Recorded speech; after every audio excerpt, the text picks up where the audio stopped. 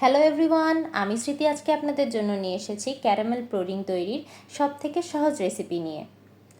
আমার recipe follow করে আপনারা যদি ক্যারামেল পুডিং তৈরি করেন তাহলে আপনারা খুব সহজেই ঘরে থাকা মাত্র দুটো উপকরণের মাধ্যমেই ক্যারামেল পুডিং ইজিলি বানিয়ে ফেলতে পারবেন।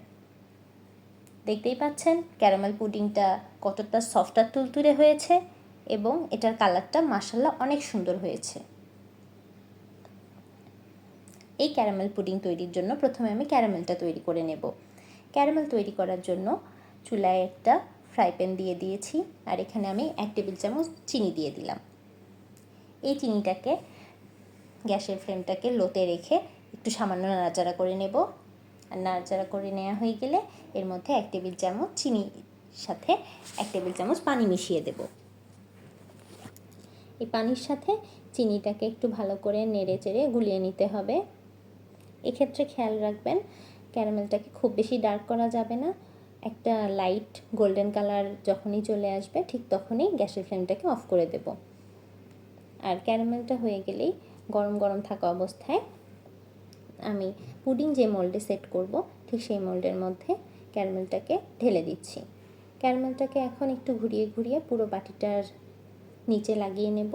আর যেই জায়গাগুলোতে ক্যারামেল সেট হয়নি ঠিক সেই জায়গাগুলোকে একটা চামচ দিয়ে ক্যারামেলটাকে সমানভাবে বাটির নিচে সেট করে নেব।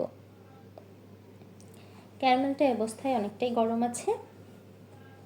এখন ক্যারামেল সহ বাটিটাকে আমি একটা সাইডে রেখে দেব সামান্য ঠান্ডা হওয়ার জন্য। এখন আমি পুডিং বানানোর অন্যান্য প্রিপারেশনগুলো করে নেব। আমি যেই ফ্রাই প্যানের মধ্যে ক্যারামেলটা বানিয়ে রেখেছিলাম সেম ফ্রাই প্যানের মধ্যেই আমি 1 কাপ পরিমাণে দুধ দিয়ে দেব।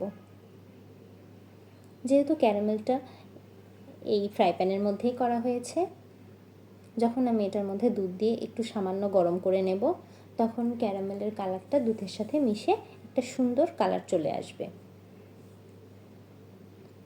আর দুধটার মধ্যে একটা সুন্দর স্মেলও চলে আসবে। আর সেজন্য এটার মধ্যে কোনো ডিমের গন্ধ পাবেন না আপনারা, আর কোনো প্রকার কোনো ভ্যানিলা এসেন্স দেওয়ারও প্রয়োজন নেই। আমি এখানে একটা ডিম ব্যবহার করেছি আর 1/2 কাপ পরিমাণের চিনি ব্যবহার করেছি। ডিম আর চিনিটাকে একটা ইলেকট্রিক হ্যান্ড বিটারের সাহায্যে সুন্দর করে বিট করে নেব। আর বিট করার সময় খুব বেশি স্পিডে বিট করার দরকার নেই, মিডিয়াম স্পিডে বিট করলেই হবে। যখন এটার কালারটা অনেকটাই ফেড হয়ে আসবে ঠিক এই সময় আমি দুধটাকে এর মধ্যে ঢেলে দেব। দুধটা ঢেলে দেওয়ার পর এটাকে খুব বেশি বিট করার দরকার নেই, জাস্ট 3-4 সেকেন্ডের জন্য বিট করলেই হয়ে যাবে। আমাদের ক্যারামেল পুডিংয়ের ডিম আর দুধের মিশ্রণটা রেডি হয়ে গেছে। এখন আমি এটা একটা ছাঁকনির সাহায্যে ছেঁকে নেব মোল্ডের মধ্যে। ছাঁকনির সাহায্যে ছেঁকে নেওয়া হয়ে গেলে মোল্ডটার উপরে একটা অ্যালুমিনিয়াম ফয়েল পেপার দিয়ে পাত্রের মুখটা সিল করে নেব। আমি আগেই একটা বড় হাঁড়িতে পানি গরম করতে দিয়েছি। এই হাঁড়ির মধ্যে আমি পুডিংয়ের বাটিটা দিয়ে দেব। আমি 20 মিনিট পর একবার ফয়েল পেপারটা সরিয়ে চেক করে দেখব কি অবস্থা। এখানে আমি চেক করে দেখলাম যে পুডিংটা হয়নি, এখানে আরও 10 মিনিট আমার স্টিম করতে হবে। মোটামুটি 30 মিনিট পর আমি একটা চাকুর ভিতরে দিয়ে দেখলাম যে চাকুটা একদম ক্লিন চলে এসেছে, তার মানে পুডিংটা হয়ে গেছে। এই পুডিংটাকে আমি ঠান্ডা করে 2-3 ঘন্টার জন্য ফ্রিজে রেখে দিয়েছিলাম।